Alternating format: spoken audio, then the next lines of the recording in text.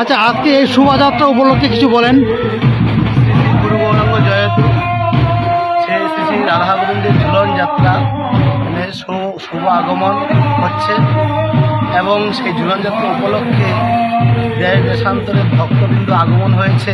আসাম, বাংলা এবং বিভিন্ন প্রান্ত থেকে ভক্ত এসেছেন যে রাধা গোবিন্দের ঝুলন যাত্রা উপলক্ষে এখানে ভক্ত সেবা হয় এবং ভগবানের ঝুলন যাত্রা উপলক্ষে এদিকে শুভযাত্রা শুরু হয়েছে এবং এখানে ঝুলন যাত্রা অন্তে মহা মহোৎসব হবে। সমস্ত ভক্তরা প্রসাদ পাবে। 25তম বর্ষ পূর্ণ হতে চলেছে।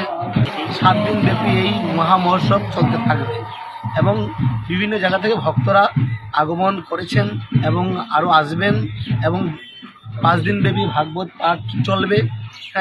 আজকে 3 দিন যাবৎ ভাগবত কথা চলছে, আরও 2 দিন বাকি আছে।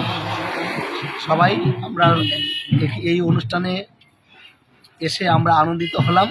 জয় নিতাই, জয় গৌ। আমার নাম নীলমাধব দাস, কামাখ্যাগুড়ি থেকে এসেছি।